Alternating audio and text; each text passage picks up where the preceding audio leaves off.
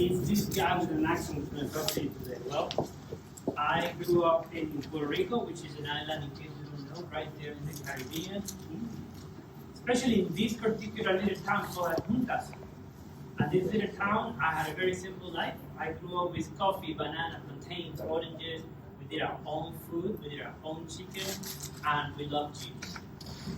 I grew up milking cows and riding horses. And this is a cool picture. I was about 6 years old, 7 in this picture, and I already had 6 years of riding experience. I remember coming home from school one day, and my grandma said, "Oh, Alberto, I have terrible news." And I said, "What happened?"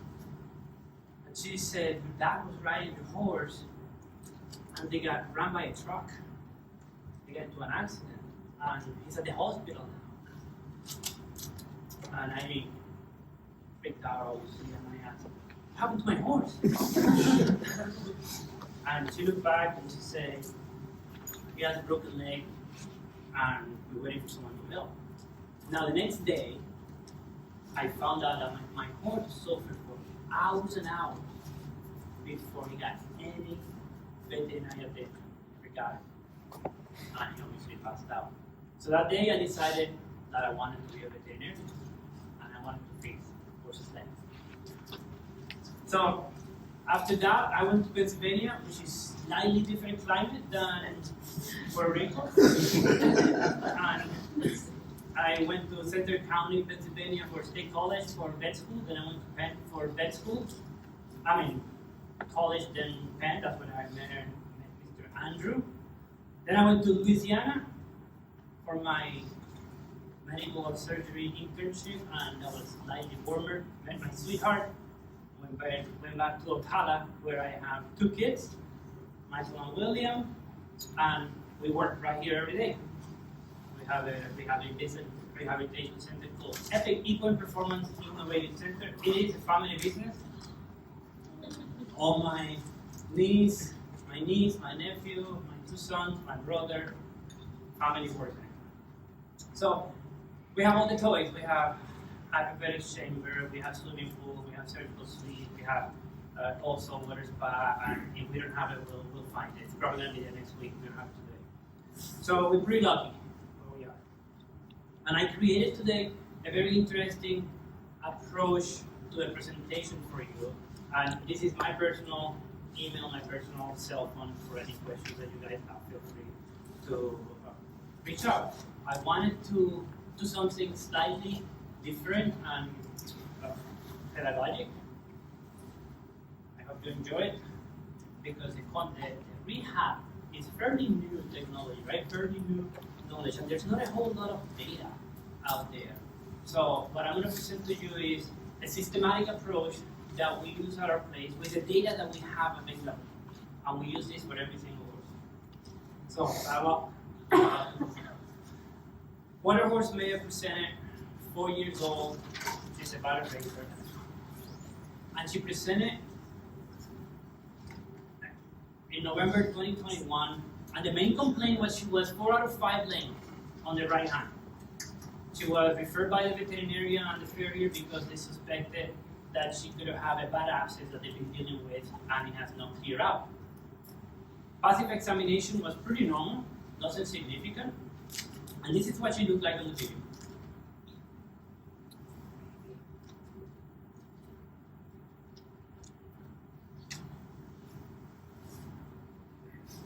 I'm going to play that again for the internists in the room.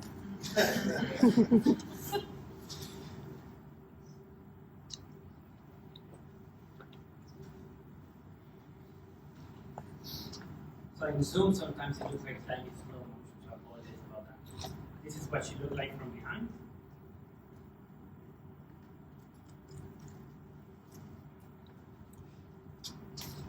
So we call that in Ocala 4 out of 5 lanes. We call her the internal medicine lane, right, where everybody can see it. And what can we do?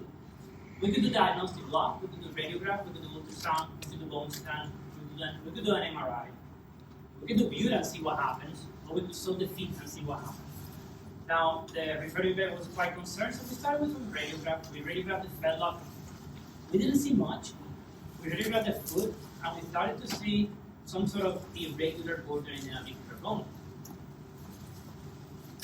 Then we took more radiographs, and we saw this, right? Then we took more radiographs, and we saw this. So, in conclusion, the horse was diagnosed with a complete comminuted fracture of the lateral wing of the navicular bone, right? So what do? The owner asked us, please treat the horse. There is absolutely no, we cannot take no for an answer. We say, okay, what are we going to do? And this is probably the most important slide of the whole presentation, because we discharge about 300 to 400 cases a year successfully, and this is what we use for rehabbing every case. We first do some sort of initial rest. Then we do some sort of therapeutic shoeing. We do controlled exercise. We do some sort of orthobiologics, steroids or nothing. And then we do rehabilitation. And we repeat step 2 to 4, 2 to 5, that's a mistake, until the horse goes home. As simple as that. I try to simplify things, right? So, oh, I'm sorry you have. Can I take this out? Oh yeah. Sweet. So we gave the client a good sort of prognosis for survival as a possible broodmare, but fairly poor for athletic performance. She didn't blink, she said we still need a horse. Alright, let's go for it. So the therapeutic showing, let's start with that. We have an option that we have multiple podiatrists in our town, multiple farriers. And if I ask any farriers in this town or in this room, everybody is going to give me a separate opinion, and they're mostly probably right? So as long as I get the biomechanics that I want, we deal with it. And we're going to talk about biomechanics later on. So this is the shoe that we decided to place. It was what we call a leverage reduction shoe. I'm not giving a shoeing class, so I just want to show you the shoe so you see how we rehab the horse. Basically, good leverage reduction, good break cover to alleviate the navicular bone. Now, right after the shoeing, we said, okay, let's test it to make sure we didn't make the horse worse. And we did not trot the horse. We walked it. Okay, she was fairly comfortable. So I said, we are good to go for now. Let's go to the next step. The next step is the orthobiologics. What are we doing here? We see on the picture on the right that there is a fusion in the coffin joint. Why? Because a lot of injuries that happen with the navicular bone will have some sort of coffin joint involved, right? So we are going to put amnion, which is, for those of you who are not familiar with amnion, is derived from the amniotic membrane of the placenta. So we're going to put it in the coffin joint, and we're going to put it also in the navicular bursa. Then we continue on step number 5, which is the orthobiologics, right? And we continue walking the horse. We're not really yet putting a lot of pressure on this horse. We're just walking the horse. We're doing control exercise. Just want to make sure she's not getting any worse as we go. Then now we go to the rehabilitation phase. First, I'm going to talk about something called PEMF, pulse electromagnetic field, or pulse electromagnetic field therapy, which they are very hot nowadays because everybody, their mother has one, right? And in the barns, everybody has some sort of PEMF, whether they have a Beamer, or which is the one right here, or whether they have a Magna Wave, or whether they have an assisted loop, and it have become very popular. So we do use it, and what I want to present today to you is why do we use it? There are two main categories. There's a low frequency, low amplitude, and there's a high frequency, which is what we call the Magna Wave. The low frequency are the ones like the assisted loop or the Beamer, right? Bear in mind, this was approved by the FDA in 1979. What did they approve it for? They approved it for non-union fractures, they approved it for rotator cuff tendinitis, and for peripheral nerve damage. Now the boring part, not fall asleep, I have to tell you what it does. It has it has to do with the influx of nutrients in the cell and improve the outflow of waste. So basically, it restores the balance of the cell, right? restore an optimum membrane potential, and theoretically the cell goes to a balanced state. In humans, they claim that improved osteoarthritis symptoms, that it helps with non-union fractures, that it helps with incontinence, with migraine, and with some muscle injuries. This study in rats, they did a wound research, and they compared PEM with a control nitrofurazone, and that's it, and 7, 14, and 21 days. And the PEM did significantly better than the furazone at 21 days, and did better than the furazone, all right? And wounds. Now they did another study, and when this study, they crushed the sciatic nerve of rats. And what did they find? That they applied PEM for 4 hours a day, and then they assessed the function of the sciatic nerve. 22% of axonal regenerative rate higher than the control with PEM for 4 hours. Now, please bear in mind when you read these studies, because it is very difficult to have someone hold the machine for 4 hours in a horse, or the horse maintain the machine for 4 hours itself. So just bear in mind, because we seldom do 4 hours treatments in horses, but I'm just showing you the sign, right? What is out there. Now, there are some more references, and obviously there is a recording to this lecture, so you can go through all these references and learn more about PEM. Now, another modality that we did for this horse, and we use a lot about on rehab, and you probably have heard a lot, is about laser, right? Some people are starting to call it photobiomodulation. Now, don't forget, laser stands for light amplification by stimulated emission of radiation. Light amplification by stimulated emission of radiation. What do we know about laser? We know that the literature is very rich. We have done a lot of research on laser lately. There are different classes of laser, and I call this the battle of the classes, because some people will tell you low class, high class, class 1, class 2, class 3, class 4. Well, I'm going to tell you a little secret. The classes of laser, they have to do with how much they affect the eye. So that's about what it means. A class 1, for example, is a CD player. A class 2 is a laser pointer. Something like this, right? Now we have a class 3, which is a low-level laser therapy. Then we go to the class 4, which are higher intensity and some even surgical. Now, in our hands, class 3 and class 4 have worked well. All we need to pay attention is that there is a dosage. There's a particular dosage that needs to be given to the horse. What do they do? Nociceptive pain? Yes. Neuropathic pain? Yes. Central pain inhibitor? No. Do not do any central pain inhibitor. How does it act? Well, acts in the mitochondria, affects ATP, affects cyclic AMP, nitric oxide, reactive oxygen species, and we think that the maximum wavelength is about, the optimum wavelength is about 810 nanometers. I know, we're not full asleep, it's going to get better. I just like to give a little bit of the science, so we know what we're dealing with. So, like I said before, higher class, lower class, in our hands, the class 3 and class 4 has worked well. And if you want to read about laser, because 40 minutes is not enough for me to tell you what's available, these are some good references that you can read. And if you really are emotional about this and you want to read more, there's more.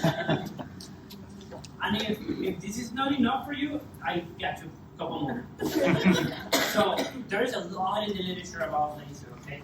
And I suspect that more will continue to come on. How do we use it, which is what we hear about the most right now, right? I use it for wounds, for ligaments, for tendons, for capsulitis, for some fractures. And we see great synergy when I use it with other therapies. For example, this is a particular horse that decided to get out of the gate around midnight. He got hit by a truck and got a mess, right? So after they sutured it, it did this, and we used the laser and the hyperbaric oxygen chamber together, and it helped pretty good, pretty fast. As we can see here that the edges were quite damaged. So we use it a lot in conjunction with other therapies. Yeah. So now back to tipsy. We came back in February 2022. Now we have done the therapeutic showing, we have done the control exercise, we have done our rehabilitation with other options that we have, our underwater treadmills, shockwave, pen, laser, etc. And now we notice that she starting to get some osteophytes in the coffin joint. So we have not been super successful at prevent secondary effects. This is her trial.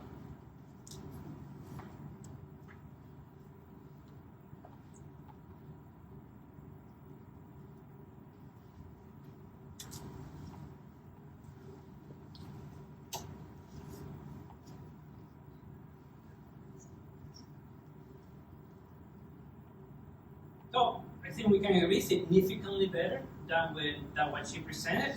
So we're like, okay, she's looking pretty good. Let's look at this radiograph. Awful. Failed miserably. Right? This is not what we wanted to see. We can see that this fracture has definitely not going the way we wanted to go. However, it's not totally unexpected based on the situation that she presented, and she was running relatively good. So what did we do? We go back to the initial steps. Okay, therapeutic showing, control exercise, orthobiologics, and rehabilitation. Same thing. So now we're going to try something else. How did we choose to do amnion first and then PRP? We pick one. And there's nobody out there that can tell me one versus the other. There's not enough research out there to tell me. I will tell you a lot of things that are facts, and I will tell you a lot of things that are art or sort of. No one can tell you that one is going to be better than the other. All right? And it's the hard truth. So we went on with the PRP, and we went back to work. Now we put it in the underwater treadmill. Good news, change color. So now we put it on the water treadmill, and we see what happens. Continue increasing the exercise. Now, why underwater treadmill? What happens that we do have some sort of research on the underwater treadmill. So this particular research studied the carcass, and they say that the underwater treadmill produces some sort of reduced synovial membrane inflammation and improved range of motion. Right? We know that. In this study, the underwater treadmill tells us that it promotes locomotor pattern after injury, increases range of motion, enhances proprioception, and it also tells us that the levels of water will reduce the increased load in the limbs. That makes a little bit of sense, right? And it also tells us that the water viscosity improves muscle activation, muscle strength, and muscle control. So now we're starting to have some data and the reason why we are using it.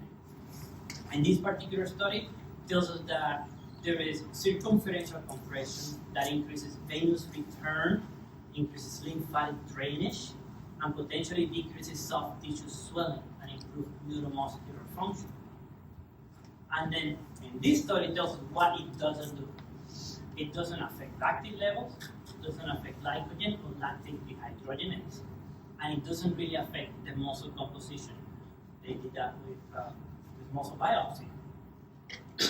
And in this particular study, they tell us that horses walking in the water treadmill at the level above the carpus decreases the degree of lower limb extension, decreases stride frequency, and increases stride length. So now we're having some research coming out on the underwater treadmill, and this is the reason that we use it. So now we found out on this one that the owner really wants to have this horse back. So I said, well, is there anything else that we can do with this horse? Yeah, we can get her pregnant. So we bought some time. One of the beautiful things about getting them pregnant with the owners is that it's easier to explain that we can get more time if they're pregnant, right? So we use our time wisely. We got her pregnant. We had a beautiful baby girl. Now we did a recheck virtually, and this is what she looks like in June 2022.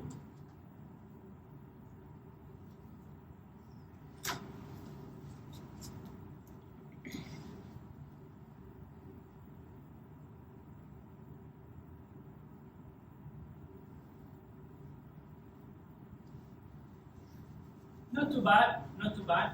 So we continue with our plan. Initials, which I read, you got it already. Control exercise, therapeutic show, orthobiological rehabilitation. And this is what you look like in the Rrehab.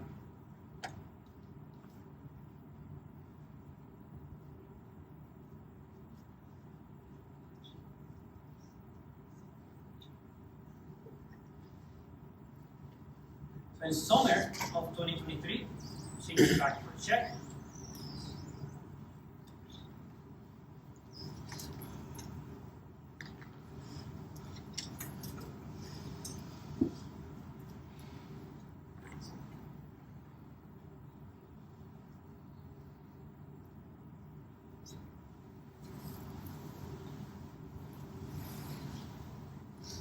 And we decided to put some pressure on her. Now we're going to flex it. I'm going to continue pushing her to see where she can go.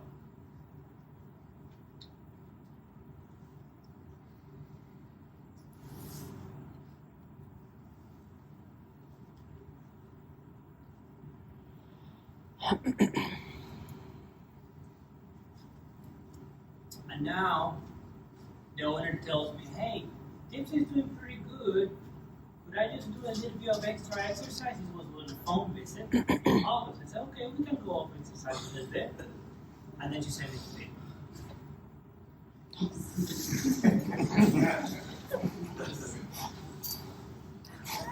my God.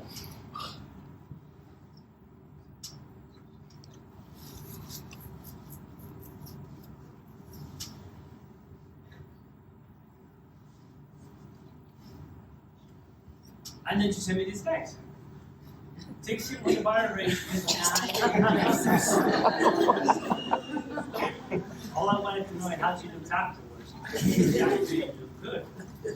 So let's discuss this case a little bit. Why did we choose our approach? Why did we choose the images that why didn't we do an MRI? Right? I'm not sure. Retrospectively, I think that I had the moment all the information that I needed. Would have I done an MRI? I don't know if any of you have ever seen an MRI report. There's no way I would have probably treated it because the pathologist, the radiologist were freaked out when they see that fracture. I could have probably done an ultrasound. We didn't. We could have done a CT scan. We didn't. We thought that having enough, we had enough information for what the owner wanted. And how common is this? Well, let me show you another little case. This is an 11-year-old warm blood building that was used for dressage and had been treated for suspension endophthalmitis for quite a while. We asked permission to do some blood and testing, and we ended up finding a navicular fracture. It was not too long after the treatment, so we actually do see a little bit more often than never. Right? So, same treatment went. It's not a very common occurrence. They are mostly traumatic injuries, and many times they do happen after a kick. All right, and these guys were reported a bilateral navicular fracture after anesthesia. Remember I told you about the biomechanics? Well, these are the biomechanics. The deep digital flexor tendon puts pressure right here in the navicular bone. That's why they have a short, hollow thing to describe, right? That's why a lot of times they kind of like this, right? But that deep digital flexor tendon puts pressure in there. Then on top of that, we have tension from the collateral sesamoidial ligament, and that tension pulls on that navicular. Utilizing this biomechanical information, that's why we designed this particular shoe, which I'm sure you would be thinking, I would have done this shoe, and I would have done this different, I would have done this. But that's what the biomechanics that we use. Now the prognosis is guarded. Even that she was doing good, she continues to race and she continues to do good. The prognosis was guarded. Now let's discuss a little bit about why the protocol that we use. The initial rest is basically a period for decrease the acute inflammatory response. The control exercise is to increase the range of motion, getting the horse to move right. Obviously, the therapeutic shoeing will help you with the biomechanics. Also, biologics is still a little bit of a gray zone. We're not 100% sure. We understand everything about the horse biologics, our PRP, stem cells, amnion, you name it. But we're trying to give it as much natural healing and anti-inflammatory as possible. The underwater treadmill, we already talked about it, increased range of motion, decreased load on the legs while we start exercising. The PEMF aiding the healing process, we know that in humans they use it for non-union fractures, right? We didn't talk much about chocolate because of time, but we know that it promotes neovascularization, it secretes chemokines, promote tissue proliferation. We talked about laces that increase local pain control, tissue healing speed, and the pregnancy to buy time. That's the rationale of our treatment plan. We try to do everything with some sort of reason. Now, there's not a whole lot of literature on navicular bone fractures, especially the one that we saw. There's some papers out there that talk about lag screw fixation, but I think that we all can agree there's no way to put a screw in this particular bone, right? And then there's this paper about navicular bone fracture in the pelvic limb with horses that came out from anesthesia, and they didn't do very good. That's about it. So we have to use our systematic approach to rehabilitate the horse to go and treat something that doesn't have a whole lot of literature on how to do it. So I will leave you with this. Every horse deserves the chance to heal. Every horse deserves the chance to compete. Every horse deserves the chance to win. Every horse deserves a chance. Thank you very much.